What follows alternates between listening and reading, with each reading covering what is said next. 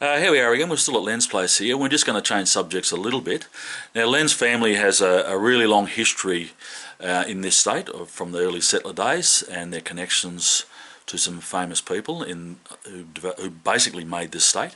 Now, his great aunt was Lady Forrest, who married Sir John Forrest, and as we know, Sir John Forrest and C.Y. O'Connor built the things that basically built WA. So Len's going to talk about that and his family connection to all of that. So hang on, I'll just turn this around.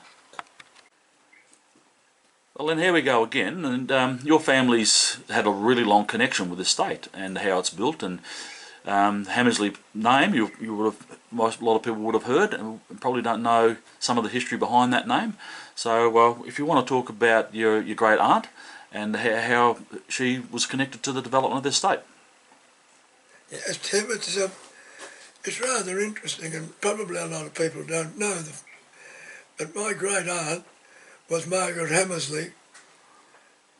It was the daughter of my great-great-grandfather, Edward Hamersley, who built so much in this state.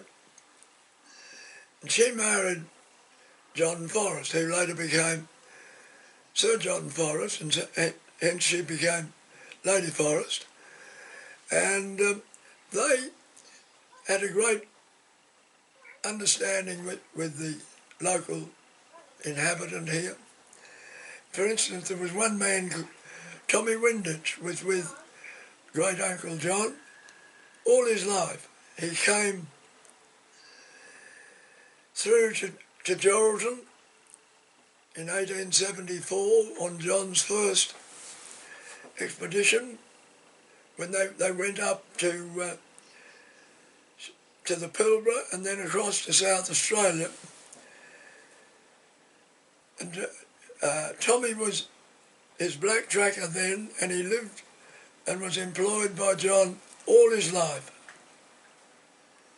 After John became a member of Parliament and the Premier, they lived at the bungalow in Perth, which great aunt Margaret inherited from her father, and they had the stables there where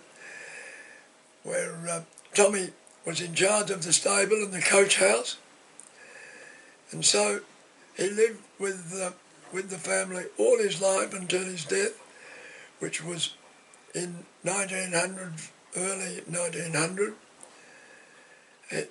It was loaned by Sir John to an expedition company that was surveying a line from Esperance across to South Australia.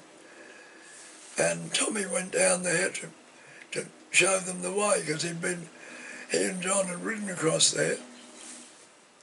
Unfortunately, little fella, he got pneumonia down there and didn't return.